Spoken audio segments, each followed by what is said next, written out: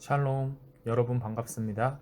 우리가 지난 시간에는 창세기 5장의 족보를 통해 신실하신 하나님께서 우리를 끝까지 포기하지 않으시고 결국 그분과 함께 영원히 할 수 있는 은혜를 베풀어 주신다는 것을 나누어 보았습니다.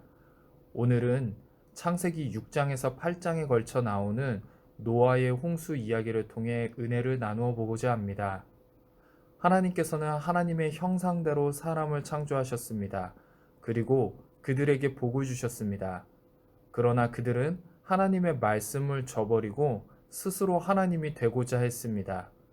그 결과 그들은 더 이상 하나님과 함께 할 수 없는 존재가 되었고 하나님이 베풀어 주셨던 은혜의 동산인 에덴 동산에서 쫓겨나게 되었습니다. 이제 사람은 하나님의 은혜가 아니면 영원히 하나님과 분리되는 죽음이라는 것을 맞게 되었습니다. 그렇게 시간이 흘러갔고 이 땅에는 사람의 죄악이 가득 차게 되었습니다. 사람들이 마음속으로 생각하는 모든 계획이 항상 악한 지경에까지 이르게 되었습니다. 거룩하신 하나님은 하나님의 형상을 훼손당한 사람을 보시면서 고통스러우신 마음이셨습니다. 이러한 어두운 기록이 이어지는 가운데 창세기 6장 8절은 그러나 라는 역접 접속사를 통해 그 어두움에 마침표를 찍을 계획이 시작될 것임을 알립니다. 창세기 6장 8절은 이렇게 기록합니다. 그러나 노아는 여호와께 은혜를 입었더라. 세상이 악으로 뒤덮였지만 노아는 하나님께 은혜를 입은 자였습니다. 새로운 시작을 끌고 나갈 한 사람을 하나님께서 선택하셨는데 그가 바로 노아였습니다. 성경은 노아가 왜 하나님께 선택을 받았는지에 대해서는 기록하지 않습니다. 다만 성경이 기록하는 것은 선택받은 노아의 태도입니다. 창세기 6장 22절은 이렇게 기록하며 끝을 맺습니다. 노아가 그와 같이 하여 하나님이 자기에게 명하신 대로 다 준행하였더라. 하나님께 은혜를 입은 노아의 태도는 하나님께서 자기에게 명하신 대로 다 준행하는 순종이었습니다. 창세기 7장은 이를 더 명확하게 말합니다.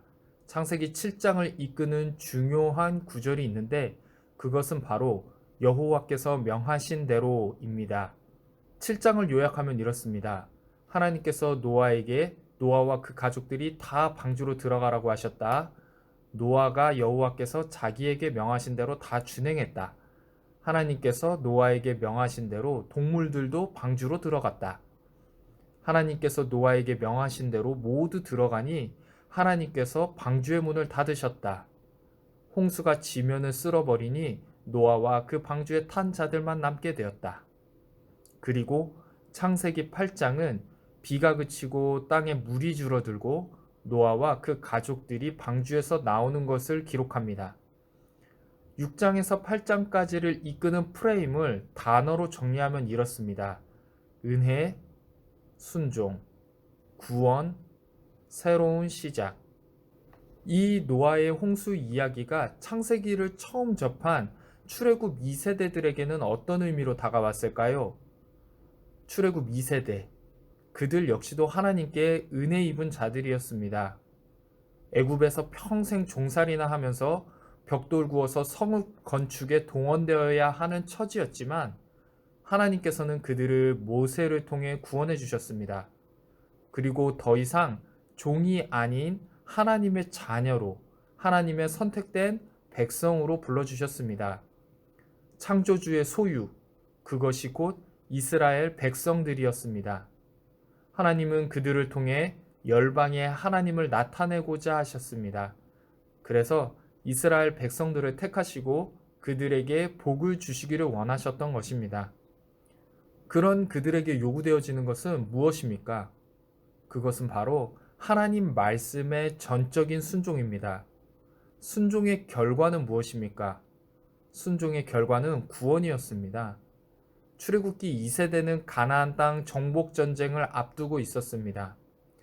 약속의 땅 앞에서 그들에게 주어진 사명은 바로 하나님 말씀에 전적으로 순종하는 것입니다.